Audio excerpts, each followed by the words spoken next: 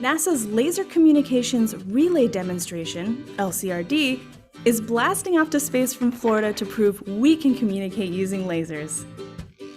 LCRD will relay sample data, like glimpses of planetary surfaces or satellite health down to Earth over infrared lasers.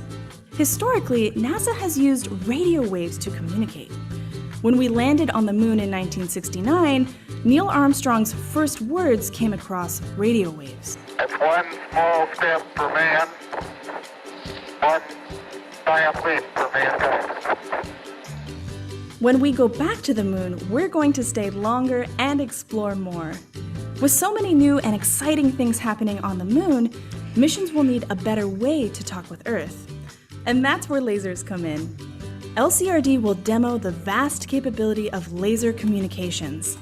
This includes transmitting 10 to 100 times more information to Earth than is possible using radio systems, meaning missions can send more detailed photos, videos, and data. When LCRD reaches its destination, it will spend 2 years conducting experiments that will be developed by NASA and our friends in industry and academia.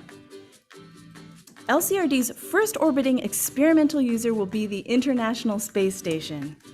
Astronauts live and work there, conducting research about life in space, microgravity, biology, and more. Using lasers, the station will be able to relay more experimental data to scientists on Earth. Laser systems are great for missions like the space station because they weigh less, are smaller, and use less power than radio systems. A smaller size means more room for science instruments. Less weight means a less expensive launch. Less power means less drain on the spacecraft's batteries. LCRD and the space station will work together and demonstrate laser communications near Earth. This will help prove laser systems are an option for future expeditions back to the moon and then on to Mars. Join us and learn more at nasa.gov/lasercoms.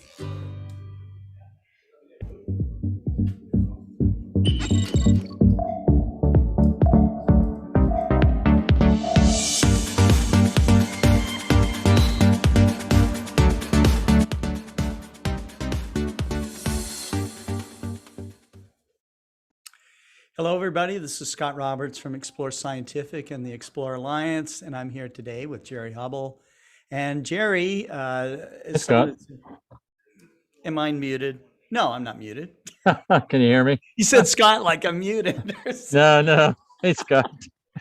Normally I am muted, but today Jerry is going to go through some of his moon tools, software and observation techniques on observing the moon, so that you can understand how to identify and characterize features on the moon for yourself. And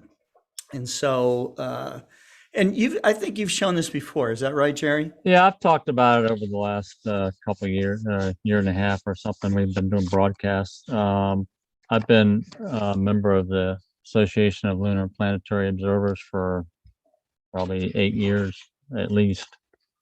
I was initially in the Lunar Topographical Studies, an assistant coordinator. Mm-hmm. And then I recently moved on to the exoplanet section, but I still love the moon and looking at it and observing it and taking photographs and doing measurements with it, which that's something else I've talked about a little bit, but I'll show you the tools that I use while I'm looking at the moon. Sure. For my photographs. There's a lot of people, a lot of amateur astronomers that really don't know the moon that well. They you got two major camps, right? You got two major camps of amateur astronomers. You've got the deep sky camp, and then you've got the lunar planetary camp. And I think the deep sky camp's probably larger in general, but I don't know how much overlap there is in those two camps. Do you have an idea of what it might be, Scott? Deep sky camp and the planet. I don't know. I think that in general, there's kind of this generalized type of observer that likes to do a little bit of everything. I probably fall into that camp, because I'm amazed when I look at planets and the moon, when there's special observations that can be made, like a supernova in a galaxy or something. I love to see that. Comets, I love. If you ask me my great love of things in the sky, it would be galaxies. So I guess I would be a deep sky guy, Right. But I know people that know the moon very well. You're one of them. Howard Eskeldson is another one. I think he's Howard is really. right, with ALPO. And Yep. so I've always been somewhat amazed, though, at how well people can get to know the terrain on the moon and, be able to tell you tiny features It's that yeah. are sometimes barely perceptible, It's so, kind of like learning your town with the street map and everything. right. Once you drive around, for a while when you're a teenager, you watch your parents drive and you understand how to get certain places. But until you drive yourself, you're driving all over the city or the town. Yeah, you're just riding, right? you don't know where everything is, right? You're That's just kind true. of driving around, figuring out where things are. That's kind of the way it is with the moon with me anyway. When I'm looking at the different photographs, over the years, you learn to recognize certain features, and depending on the scale that you're observing, looking at you know, your pictures or any charts that you might have, which I'm gonna show you here in a minute. You start to, it's just spending time with the moon is all it is. Yep. Yeah, but with some powerful software that can show you uh, distances and uh, Yeah. Well, even just names, heights right? of So mountains and stuff like that. We didn't have that stuff in no, the 80s and maybe not even in the 90s, So as far as to the amateur astronomer, maybe there was ways to measure a photograph of like shadows on the moon or something like that and be able to crank out the math and go, okay, this mountain is this tall, but now you have right. software that can do it for you. That's right. And that's a really powerful tool. So, um, one of the things that the basic software does, which is a chart program that I'm going to show you right now. I'm going to go ahead and share this program. Is called the Virtual Moon Atlas. And like you said, I've talked about it before. Hmm. So this is what it looks like. I basically clicked on a crater Borealis down here, but there's some, you can look at major craters. Copernicus is one. It gives you a lot of good information about the different features on the moon.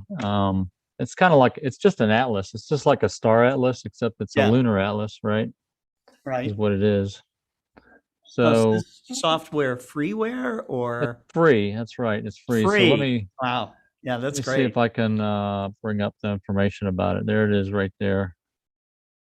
All right, I'll find the link for this. And it's available. I don't know if you can read that. There's a link there. I'm not sure. I guess that's still valid. I Let got me it. see. Yeah. 6.0. Now, is this just a Windows? Probably so. I think it probably is just a Windows program. You can go on I think it is open source though. I thought maybe not. This is There's so many Patrick different. Chevali, right? Yeah. Yeah. Yeah. Yep. Okay. All right. Yep. This is it. It is a Windows program. And let's see. I guess that. So Let if me you, go ahead. I clicked on the help. It pops up a website. Um, if you click on the help, let me I go to found that real quick. virtual-moon-atlas.en.uptown.com Yeah. There's a lot of. up to down. Yeah. So that's it. The heck? I guess. Hmm, I can't find the window I was trying to open up Says here. Virtual Moon Atlas has been offering an exceptional observation and study of the center of the moon for years. After several years developing it, now we find a more enhanced version, finding more options and more powerful than ever. Very cool. Let me show the. So if you load that software and you go to the help, this is what it pops up. Let me zoom up on that a little bit here.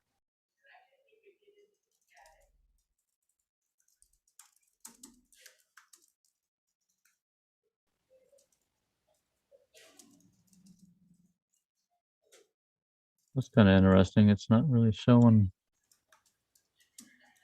the full page. Guess I zoomed up a little bit too much.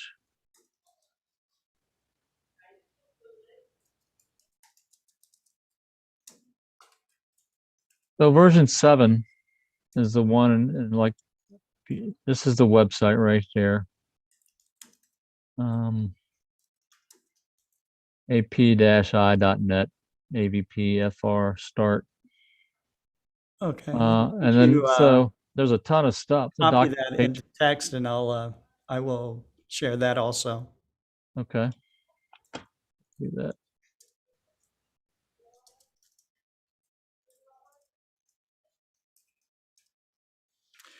I can read some of the comments from the group here. We have the dad frequency signed on first. He says, hello. Aaron Thompson's watching. He says there's a nasty blizzard happening right now. Oh, really? Yeah. Norm Hughes, howdy everybody. Mike Pekka, the dad, and Aaron. Pekka says this will be a very interesting episode. Can't wait to learn something new on how to observe the moon. Let's see. Mike Wiesner's watching. All right. Here's the link. Took me a minute. Okay. When I'm sharing, I can't bring up the chat screen for some reason. When I'm sharing my screen, it didn't seem to. Well, I must have not gone to the correct menu item. That's all that was. I see it right here. So share that one too. Here we go. I have to keep going back and forth to my browser. All right. Dad Frequency says there's an app for this as well. So. Oh, on the phone? I suppose. That's interesting. I didn't know about that. Why? So the nice thing about this chart, this virtual atlas, it's got a lot of features to it. The main one is the lunar chart, but it's got a photo library, and it's got a database in it that you can. So these are some examples of the screens. It's got different overlays that you can download from the U.S. Geological Survey and other places of planetary. JPL has things about the moon that you can download, I think, and see what else. This is a pretty big help file. It's like a computer program help file that shows you the screens and how to how to set things and stuff like that. Probably driving everybody crazy scrolling so fast. It's got different things, ways to show the Terminator and different shadows. And it's got this version of the chart that's a drawing. And then you can also overlay photographs. So I'm gonna go ahead and go to the program itself now. And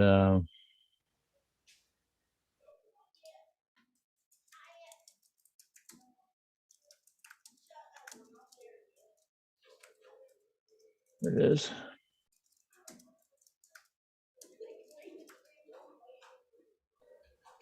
So if you're interested, so this is the current, so you can set the current time and date in it with the ephemeris tab.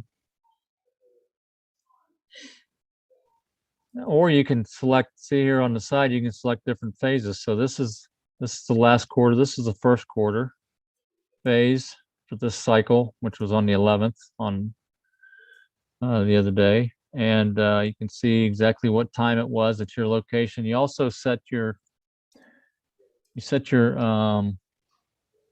configuration tab will pop up here. Takes a minute. There it is. Yay.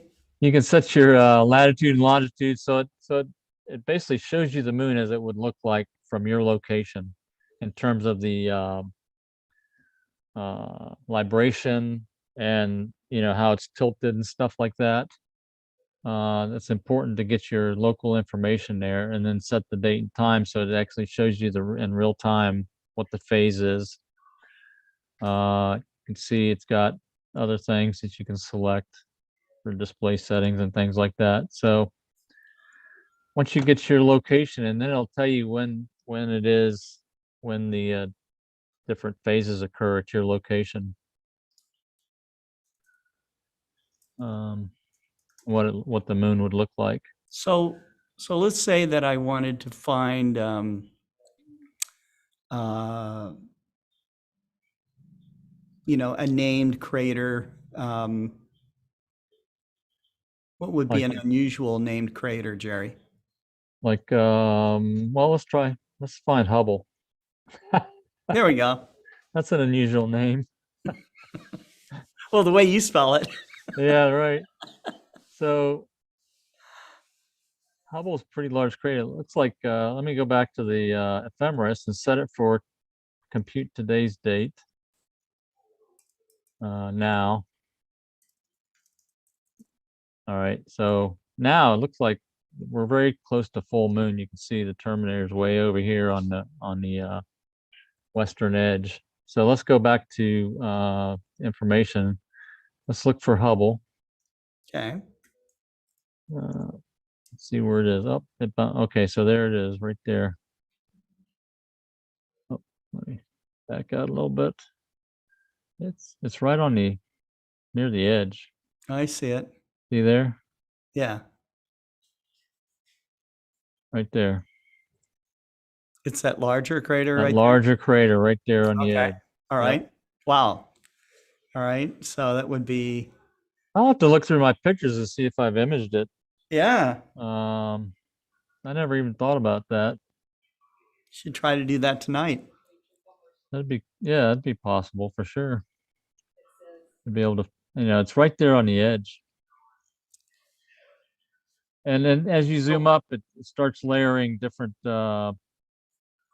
it's got like photographs. Let me move it out here. So, and I zoomed out, it's got like a drawing of the moon, Okay. but then when you move in, you can select it. It starts to bring up lunar, the lunar, what is it? Lunar observer, lunar reconnaissance observer, photographs. Okay. The Not LRO. what was the first lunar missions that took photographs of the moon? The lunar, Well, I think they were just called lunar observers. Crap. I'm not, my mind's not working for me today. Let me look here. Let me look under the configuration, see what it has for charts. So you can overlay overlays. Russia sent the Luna probes. There's Clementine charts, Grail, LRO, the Lunar Prospector, Lunar Reconnaissance Observer.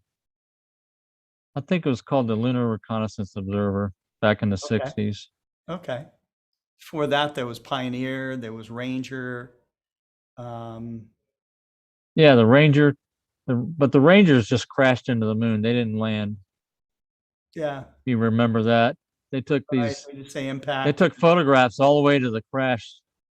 Yeah, which was kind of neat. So, God, you'd think if they could fly it all the way there, they could at least attempt to land it. well, So. it's not. Yeah, I don't think they put parachutes on it or rocket engines. They didn't put any rockets on In there. air and on the moon probably wouldn't have filled up parachutes very well. That'd be kind of funny to see. Yeah, that's right. This thing comes out and it just. But these are the Lunar Reconnaissance Orbiter pictures, I think. Man, this thing, my computer is really slow today for some reason. So this morning, Jerry and I were talking about the regolith of the moon. Oh yeah. Mm-hmm. We have a mutual friend. His name's Steve Edberg. Steve was a JPL scientist, worked on the Galileo mission and the Cassini mission for a while.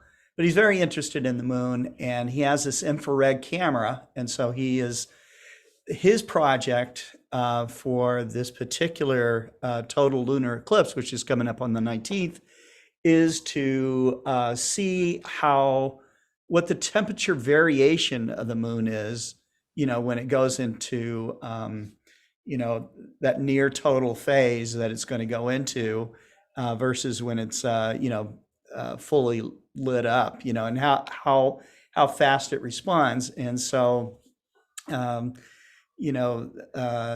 Jerry was thinking that, because the regolith, I guess, well, it's very, it's got it's like an insulator, isn't it?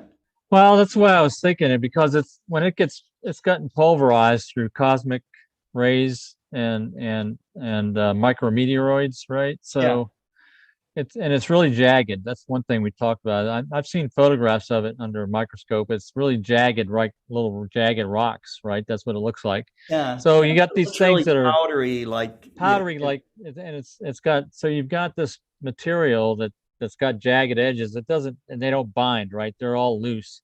So in between since it's on the moon, it's got basically a vacuum. There's vacuum between each of the rocks. So if you get a pile of this stuff, it's like 5 inches thick, let's say. It's mostly dead vacuum, right? Okay. So vacuum is a good insulator. That's how thermoses work, right? True. So that's why I'm thinking it's more of so if you got this pile of regolith that's on the moon, it probably insulates the surface, the harder rock surface, probably quite a bit. But the material, the way it absorbs and reflects light, may heat up fast or may not. It may insulate the top layer where the regolith, the surface of the regolith may be very hot and cool off pretty quick also. But once you get down to a certain, quarter of an inch or an inch, it may start insulating pretty well. So, and that what you were talking about is taking infrared images of the moon, right? Seeing how how it So changed the with the moon eclipse. plummets to like minus 200 degrees and change Fahrenheit, and then when the sunlight brings it up to over 200 degrees Fahrenheit. So. But it's baking 2 weeks at a time, so it's got time to dissipate the heat, right, from the surface at some level. I don't know how deep it would dissipate it from, But but how about during an eclipse? right, eclipse, when you have like a 2 or 3 hour period or something. Mm-hmm. I was just thinking that the material itself would not be rounded and kind of weathered looking, but it would have like sharp, jagged edges. I've never looked at lunar soil close up before, but apparently you have. So it's interesting. But I did send Steve Edberg off to meet up with a guy at the Jet Propulsion Laboratory. His name's David Steinfeld, and David does work with the lunar soils. And so we got to watch him make a brick in a tiny microwave oven, which is pretty cool. So there's some of the, they're working hard at the Jet Propulsion Laboratory to make a habitable environment on the moon. Oh yeah. Probably as we talked about underground. Right. So I'm gonna just stop my share and share this other. I've got an example of what. Says, it's a wonder the moon hasn't cracked apart with all these expansion and contraction. That's kind of my take on it. I think that's what makes up a lot of the regolith is. So this is interesting here. This is some of the material in the look soil. at those ones. It looks like bigger rocks though, doesn't it? It's like a what do you call it? A fractal. So the bigger items on the moon, the rocks and stuff, look just like the smaller items on the moon, or the smaller items look like the bigger items. It's like a fractal, where you could take this at any scale and it would look normal. You know what I'm saying? Right. But how about these bead-looking things? Is this from? Yeah, I don't know what this is. What else is in here? Like from melted material, from an impact or something? Probably so. I mean, anything that's smooth would have to be melted, right? Basically, in general. Oh yeah. The other thing is that's really smooth. Right. Yeah, it almost looks like balls of mercury or some other metal type stuff. It might be molten metal. The other thing to notice are these little features in Little the soil and the pockets. rocks, I guess. They're like gas. It's like gas, right? I Gas suppose. pockets Yeah. that were in the is inside there. I assume it's gas pockets. I don't know. Maybe that's where collisions happened with tiny particles that hit the soil. But again, the scale of this, you could scale this up to be 3 inches across and it would look normal to me. It would anyway. There's a Mhm. couple other things that are interesting here. You got this piece here that's white. It looks like Yeah, quartz. Kind of it looks like, does. It sure does. and then you got this other one right here that looks like an aggregate. I'm sure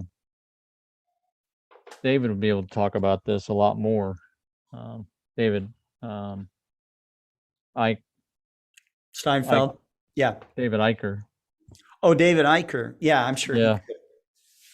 I'm sure he could. Um, so that's kind of neat It's very to neat. think about that.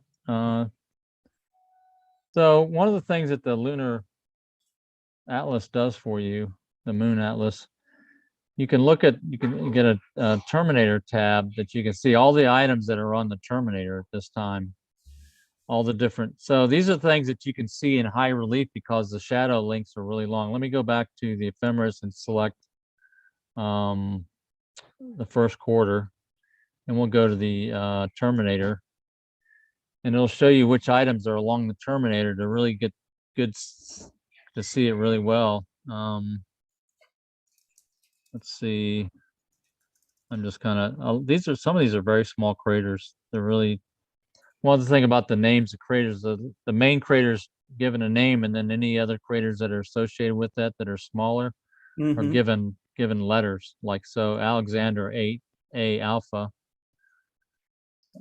Bravo, all these are in crater Alexander. I'm gonna just select Tycho here. Let's see, more like us. That's more like us. Zoom up on that.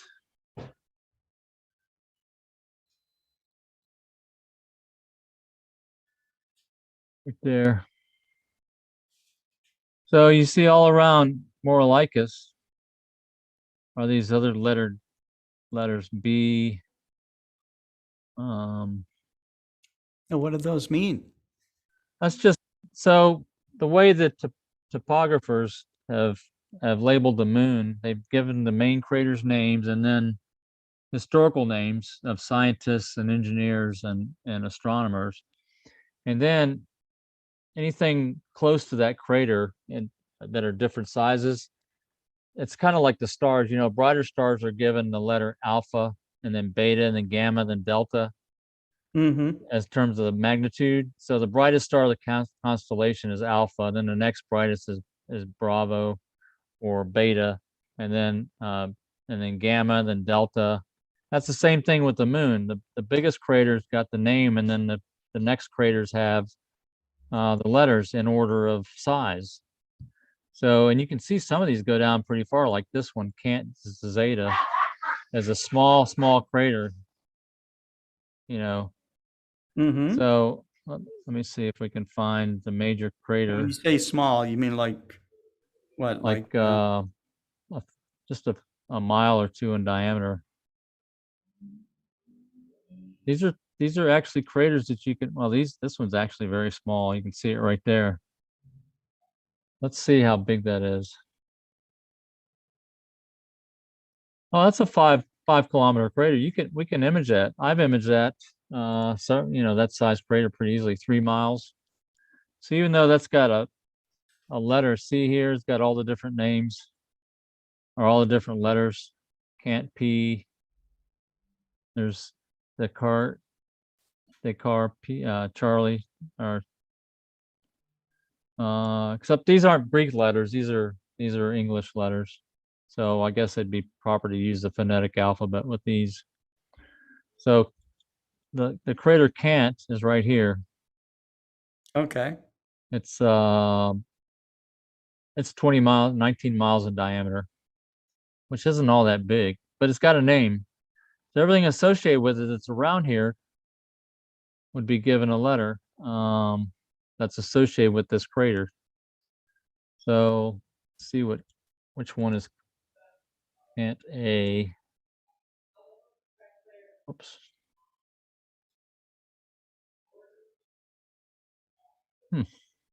Should be able to.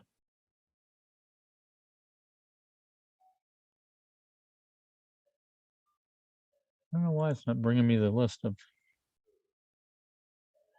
Let's look back at the Terminator here. Can't.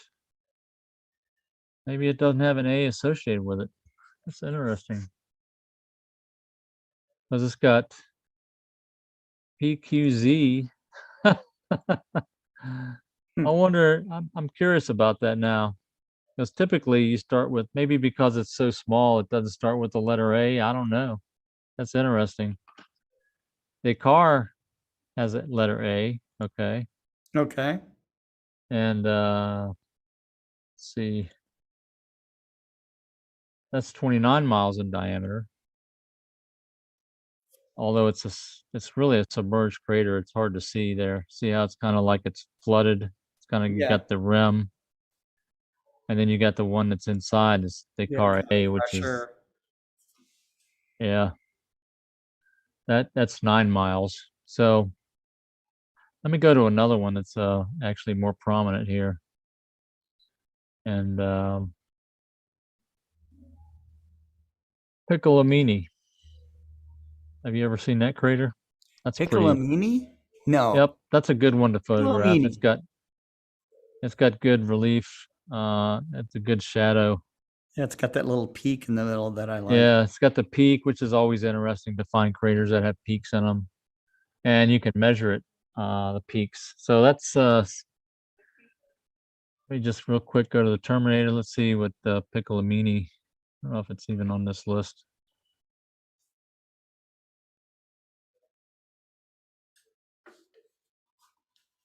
Of course, Piccolomini has got to be someone of note, I would think. Yes. Well, so that's another thing this this atlas does. It tells you who it's named after. If I could find it. Name of a detailed name of origin. Here you go. Name origin. Former head of the Catholic Church, Pope Pius II. So he was. This is named after Alessandro Piccolomini, 16th century Italian archbishop and astronomer born in Italy. Oh, I in see. 1508. Not a 1578. pope. Okay. Now he was an archbishop.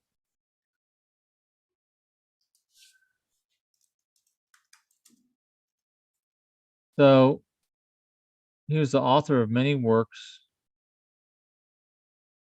and a translation of the Poetic of Aristotle, author of the first map of the sky where stars are pointed by letters. Mm-hmm.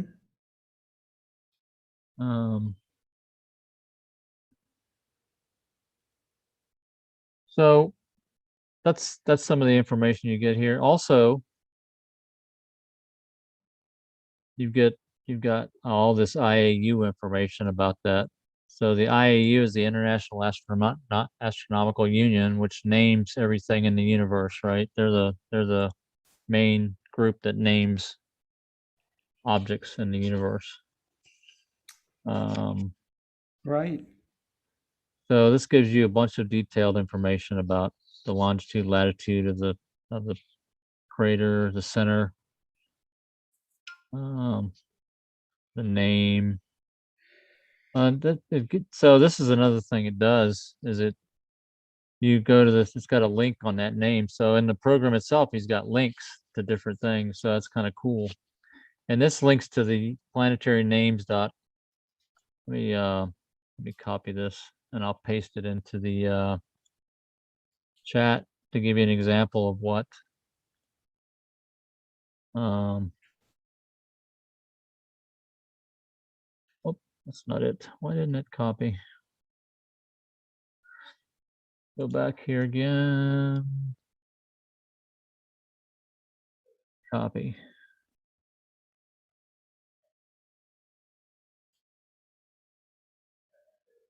See if this works. If it doesn't work. That's Doesn't work. doesn't work. Nope. So Nope. I'm gonna have to bring it up, Horse. copy it, Mr. Horse. I'm gonna have to copy it off of the browser. Copy. That's a nice. This is a nice website. I'll show you this in a minute. So share this link, and I'll bring it up. Here it comes. And let me share this website.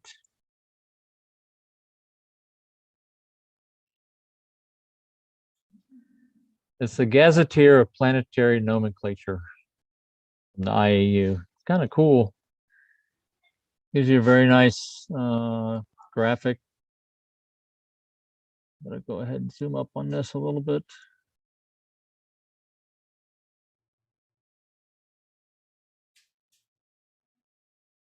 Gives you some information. Gives you PDF. Gives you a link to these PDF maps of the moon, which is another tool I use. Okay. So you've got these things called LA Lunar Aeronautical Charts, which is kind of an interesting name. It's because the USGS created all these charts for the Apollo program called LACs, or Lunar Aeronautical Charts. Mm-hmm. Let me bring one up here. Let's see if this. We're going to bring up the one that's got kind of cool. There's different scales of charts. So this this is a really nice. Let me zoom up on it. You can see this is from the Lunar Reconnaissance Orbiter data, I think. Now, where did you get these maps? Okay, so let me go back. I've got to.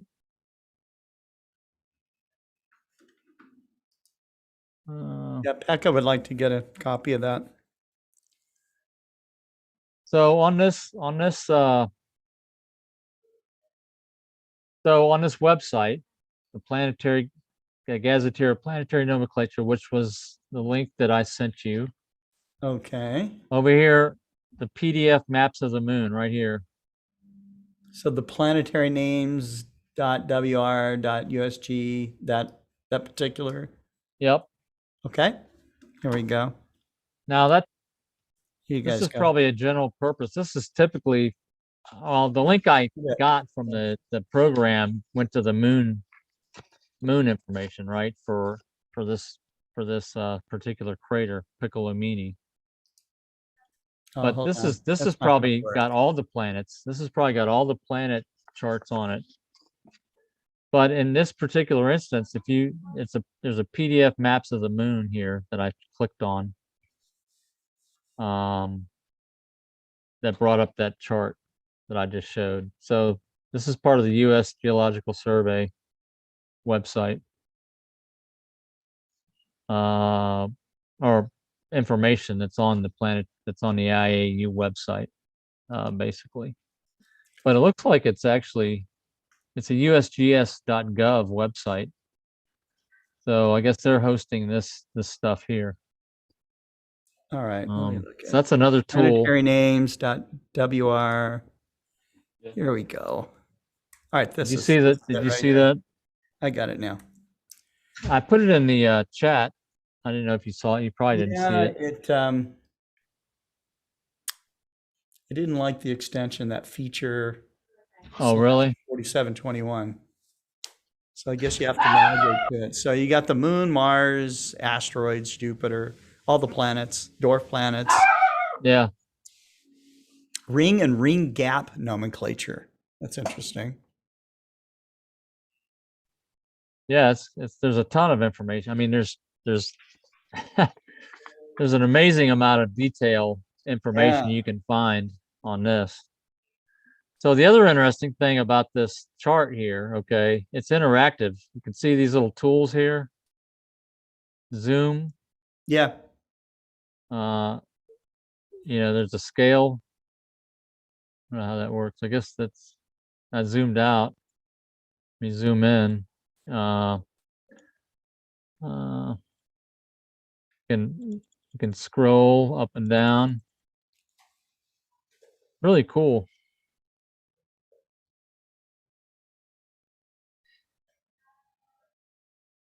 So there's that. There's also so what I was just showing you, that uh, Lunar Aeronautical Chart 97, that PDF file. There's also another set of lunar aeronautical charts. Let's see if I can find. It's on the planetary. It's on the JPL. I think it's JPL's website.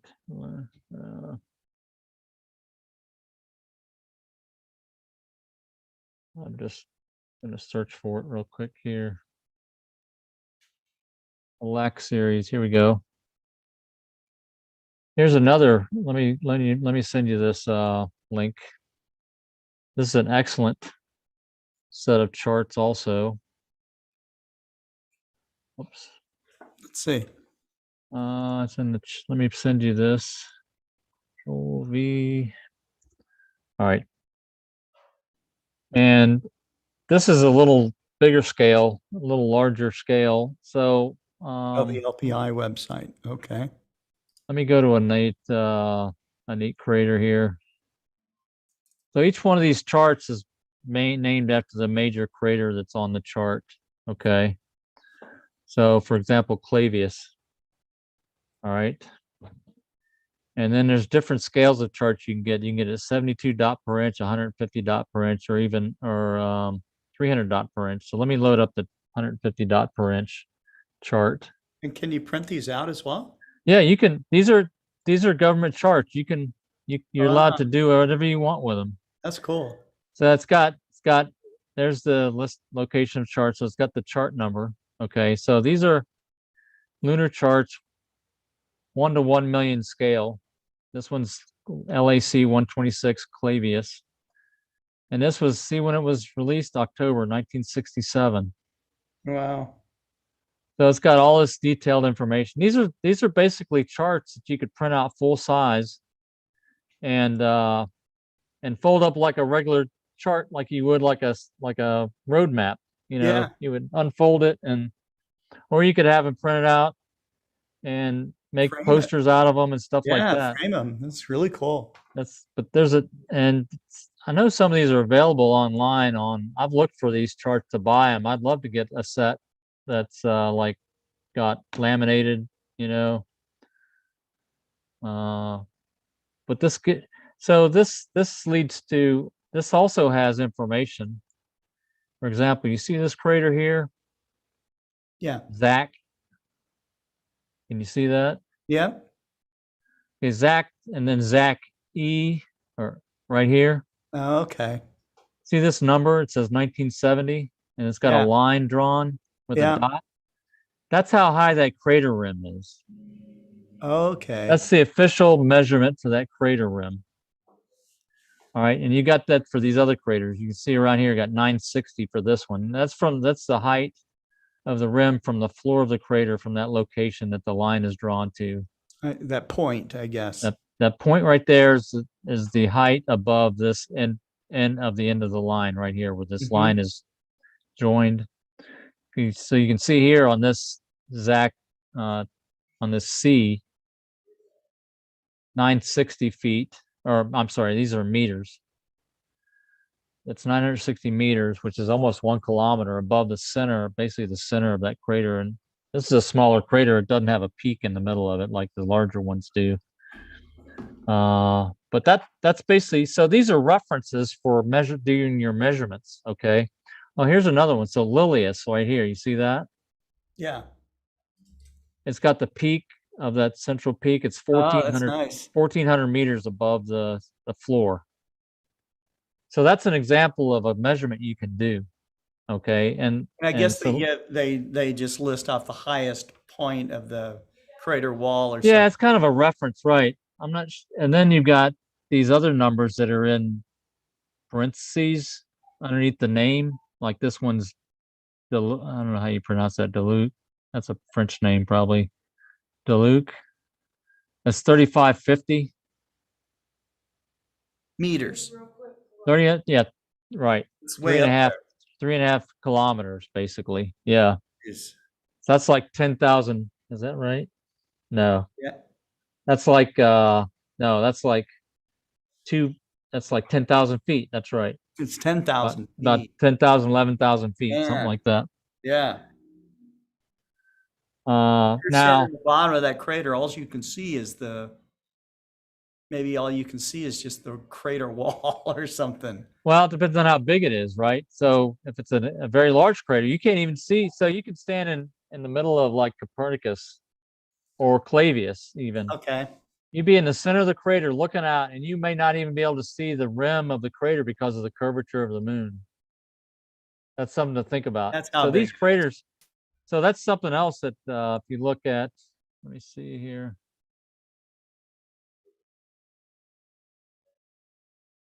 So if you look here, this kind of demonstrates that. See these crater profiles? Well, there's the one we were looking at, Duluth. I See see. that?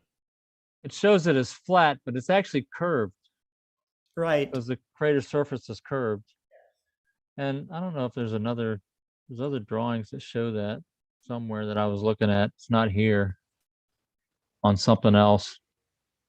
So Steve says, does anyone else get the reverse relief illusion when looking at the craters? Oh yeah. Yeah, Which way is sometimes the sun? flip it around in your head. So the sun is coming, you know, from the west, actually, from the left. So think Tom about it Reed that way. says, good evening, gents. Can you link the websites, please? Tom, we have been doing that. You just need to scroll back through the chat and you'll see the links. The So one that we're brings me looking at right now is the LPI to site. one more tool. All right, which is really this is that we talk about where we do measurements on the moon. Mhm. Okay, it's called LTVT, Lunar Terminator Visualization Tool. So let me see if I can load mine up here. And then I'll share it, and I'll give an example.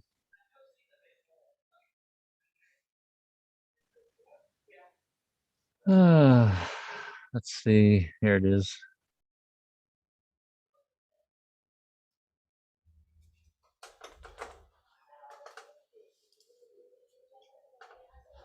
Come on. Oh, there it goes. All right. So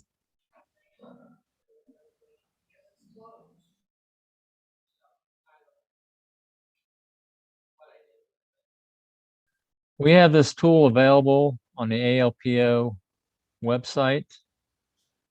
Let me go there and I'll bring that up Okay. as a link. It'll take me a second. I guess these would be considered professional lunar observation tools.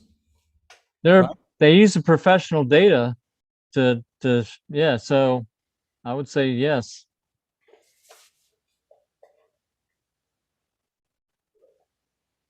All right. So lunar section.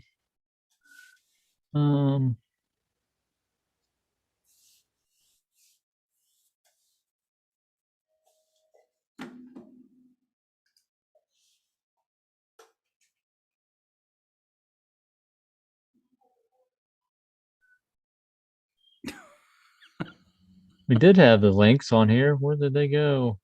Right, lunar rays, lunar section.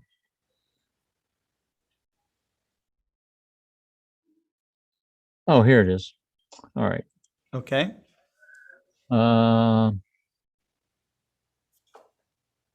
Crap. That actually did the let's see. Nope, that's not it. So the link was the actual link to download it. Let me see if I can find the link to the. All right, here's the home.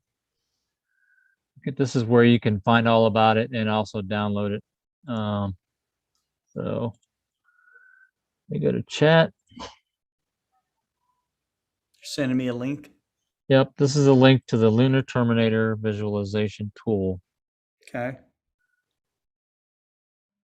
And I'm going to share it right now and show you what it looks like.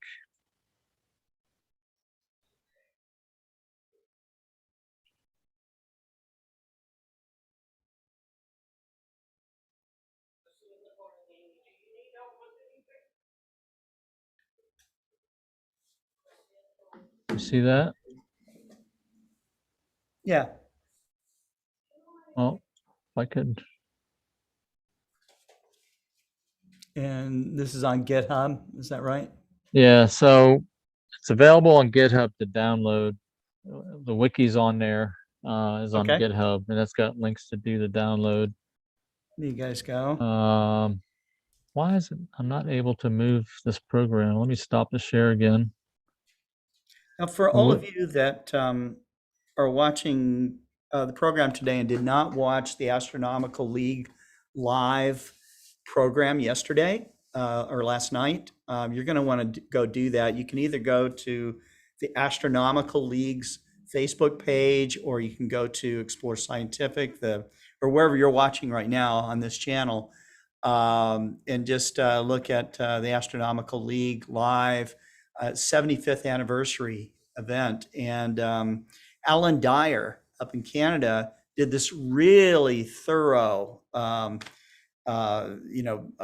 presentation. It was over an hour long, but super thorough on how to observe the lunar eclipse that's coming up and how to photograph it using all kinds of lenses and combinations and sensors, that kind of thing. So it's really That's cool. probably the best presentation I've seen so far on lunar eclipses and how to get data. I had to restart my program. Okay. I had to kill it off because of the it hung up for some reason. It might be because I've got so much You got crap running on my computer. you have so many things open. You do make your computers work hard, Jerry. Oh yeah, they have to work at least as hard as I do. That's right. I just got a sloppy desktop on my computer. It's piled up high with all You've shown kinds it of a stuff. couple of times when you were sharing, and people just Yeah, you can see when I share my desktop, you can see all the stuff that's on it. All right. So that started back up. So let me share it now. Texas Backyard Astronomy. Glenn Rose, Texas says, I have not streamed before, but I would love to. Why don't you join us?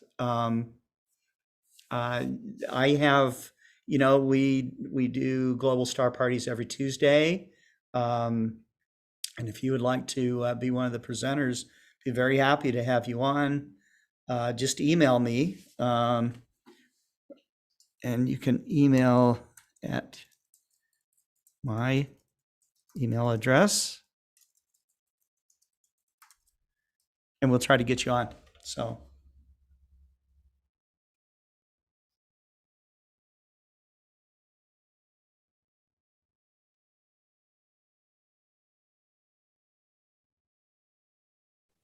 I'm trying to load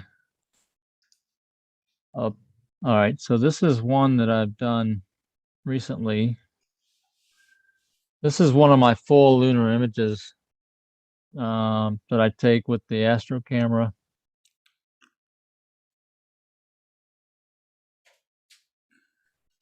So basically, this is one that's been processed with this tool. So there's a whole process you go through to load. This is from last November, almost a year ago exactly. So this is your photograph put on? This is my photograph I took about a year ago. Okay. And I loaded it in there and calibrated it, which basically means you line up two different points on your image to the drawing of the moon's surface. You kind of calibrate it because that's how it sizes and scales it, right? So let me zoom in on this. I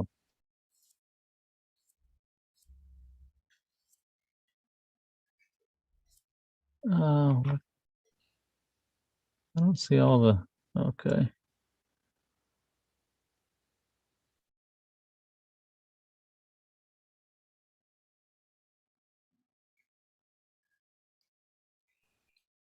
Oh, come on. I gotta click on it. All right.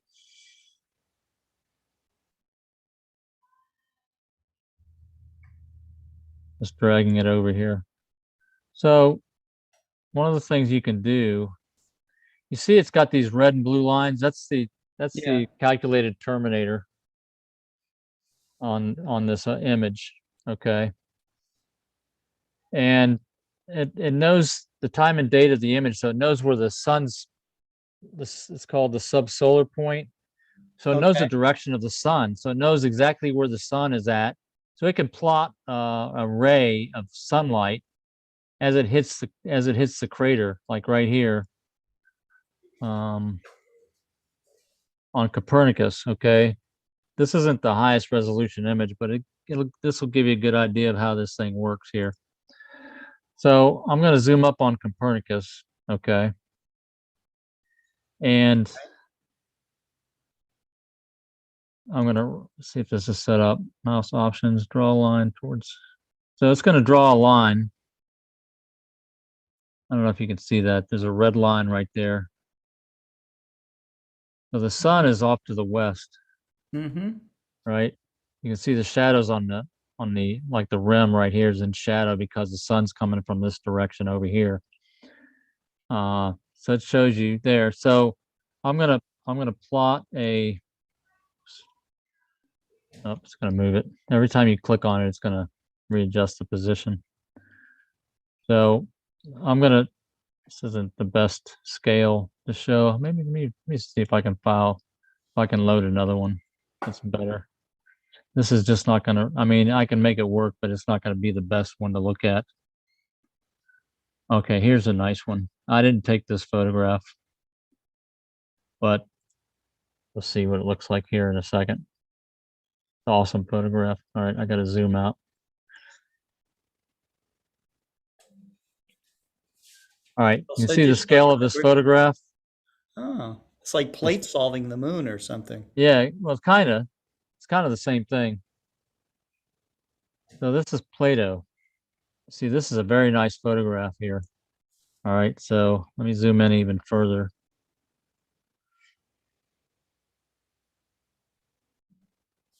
All right. Oh, wow. So this was actually taken by Nice. Alan Friedman. Yeah, that's really nice. A very nice photograph.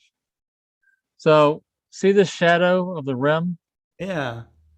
So how high is this rim? This is like the measurement we saw in that chart, right? So what you do, this thing is still set up like, so what you have to do is you right click on the peak on the shadow on the surface. And then you set a reference point. Okay. I think this is how you do it. And then let's see.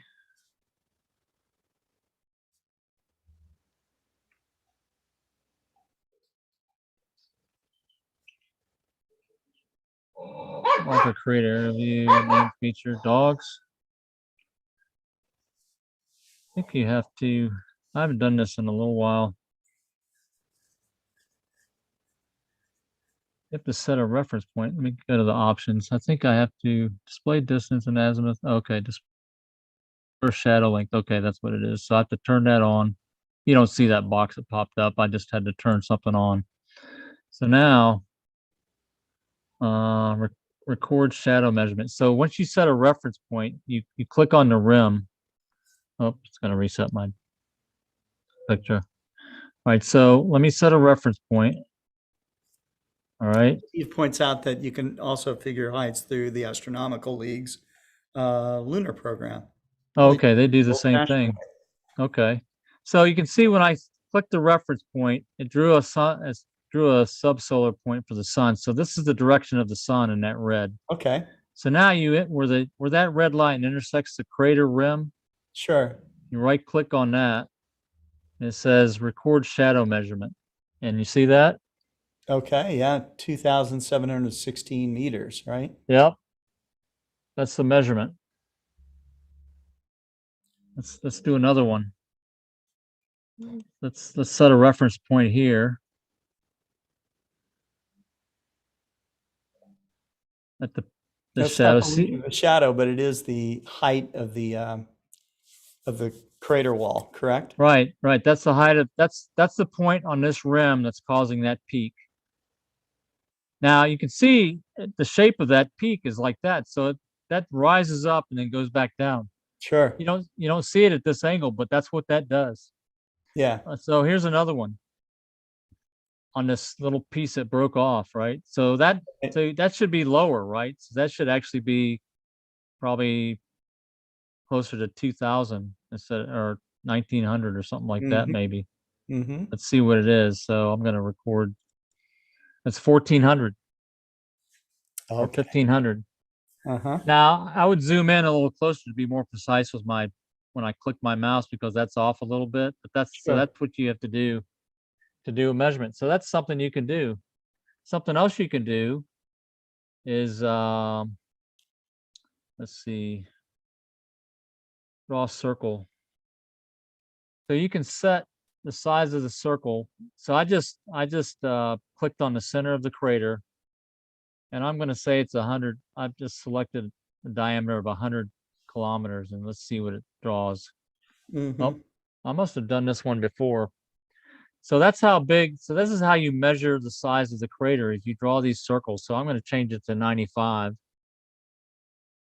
Okay, so I'm going to clear this one, and I'm going to draw it again. See how it more closely matches the rim, but I'm off a little bit from the center. It's shifted over a little bit. Martin Eastburn says, Jerry, point to floor and a long line to a short feature, please. Say that again. He says, point to floor and a Okay. long line to a short feature, please. To a short feature. Oh, you mean to a shallow? So that one's not quite so high. Yeah. So okay, so right here on this mountain, can you see that? Let me center on Yeah. that. So this So you mountain got to is point to the edge of the shadow, correct? right here. Yep, right here. Okay. So anywhere along this shadow, you can point to the edge. And so Okay. we're interested in the peak, right? So we're going to get the farthest point that's to the east. So I'm going to right click on that and say set reference point. And now there's that point. And this is where the bright line is for this mass. Yeah. That's where it crosses. That's where the shadow is caused, from that point right there. So if I right Okay. click that, And that gives you the distance or the height. and I record the shadow measurement, that gives the height. There it is right there. 1,500 feet or 1,500 meters. 1900 Oh, meters. 1,900. Oh, wow. All right, so you can also do this with these smaller craters, which I don't know how accurate it would be. So let's try this. See this crater right here? Yeah. I'm going to click on this where You the get shadow that? crosses the floor. Now the floor is not flat; it's going to be Right. rounded, so it's not going to be quite as accurate. But I'm gonna click on that, set reference point. You can see where that part of the shadow is caused by right there on the rim. Yeah. So I'm going to right click on that and say record shadow measurement. That's 60. So that says that crater is 1.6 kilometers deep. That's pretty interesting, isn't it? Yes. Now, so it's one and a half kilometers, or 1.6 kilometers. So how big is it? So let's center on it again. And I'm going to, so it's 1.6 deep. And let's see how big it is. So I'm going to click on the center, and I'm going to draw a circle. And I'm going to guess that it's, I don't know, let's say 15 kilometers. I'm going to draw that. Oh, I'm a little bit big. Let's say it's 12 kilometers. You probably don't see what I'm doing here. That's pretty close. So it's Yeah. probably more like That 11 looks pretty kilometers. good. So that's 11 kilometers. Okay. 11. All right. So we know that it's 1.6 kilometers deep and it's 11 kilometers in diameter. So that gives you some science there. What's the ratio of the height to the depth, or the size to the depth? It's like 6 times, right? So it dug out. It went 1.6 deep and 11 kilometers wide. that's a ratio of about 0.6 You said or 1. 6 times. So it's got a depth to size ratio of 6 basically, or size to depth ratio of 6. I'm sure there's some physics involved with that. So how dense is a material when a ballistic impact happens would cause a crater that deep with that diameter of the crater, that type of stuff. So that's kind of what you're getting into there when you're doing these measurements. You're characterizing the impact on the material, which is, I haven't studied it that much, but that's kind of what you do. Mm-hmm. There's also let me zoom in even further. 5. So there's even smaller mountains here. Actually, let's go to here. Let's see what we get. All right, so you got even smaller items here, right? So you see the shape of this ridge. Let's do this one right here. See this little peak down here at the bottom? Yeah. I'm gonna right click on the peak and set the reference point. So there's where the peak is. You can see it's the peak because you see the shape of the mountain on the sunward side. It's kind of a triangle, and it looks like the tip of that is right at the peak of the shadow, which kind of makes sense, right? Mm-hmm. I'm gonna record the shadow measurement. That's 827 meters. That's cool. So that's kind of the stuff you can do. Yeah. Well, Now, Jerry, we're we're coming kind of up long. against the Global Star Party early login, which will be in about 15 minutes. Right. Yeah. So, but you could really You can spend hours. to You can the spend moon hours this playing time around. with this thing. So, Right. you know. Well, very cool. So you showed us what? You showed us the lunar charts from the government website was The USGS. USGS. Okay, and what was this particular tool called? This is a Lunar Terminator visualization tool, LTVT. Okay, and that was That was on the GitHub. GitHub link that you just gave to me. Right. Mm-hmm. Right. I'll post that again. I think that was very cool. All right. And what else would you suggest that? Well, the first chart program, the Virtual Moon Atlas. Virtual Moon Atlas. Yep. But also this chart. Let me go. And that is that was that ap-i.net Right. website. And then the other charts were the lpi.usra.edu link that I posted. The LAC chart, the LAC charts. Yeah, let me look. Let me make sure I've got planetary names. That's the USGS. Okay, this one. You see that one? Yeah. So this makes it easy and fun to learn the lunar features. Yeah. In my mind, anyway. I mean, it's really cool that you can actually do measurements. Yeah, I mean, something so far away and yeah, measuring shadows, and you're getting pretty accurate data there. So, yep. Now Yep. David's there's coming David on. Levy. So he's Yep. already logging in for Global Star Party.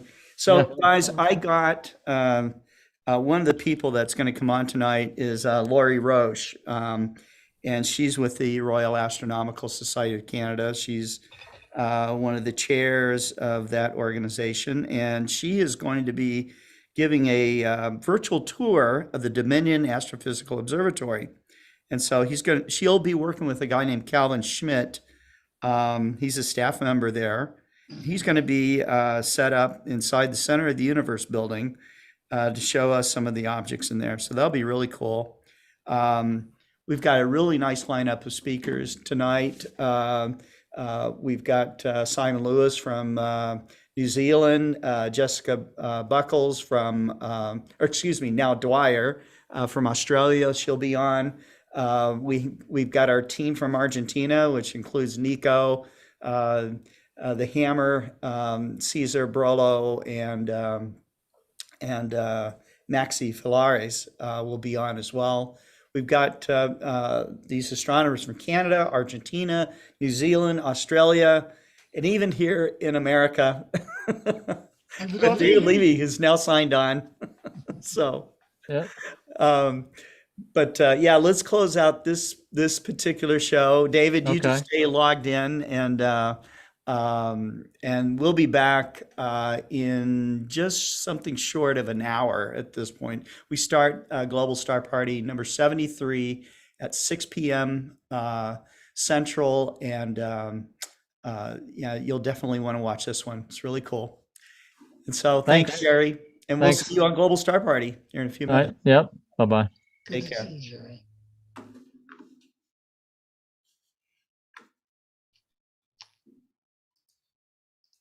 Hello, Scotty Roberts. Hey, how you doing, David?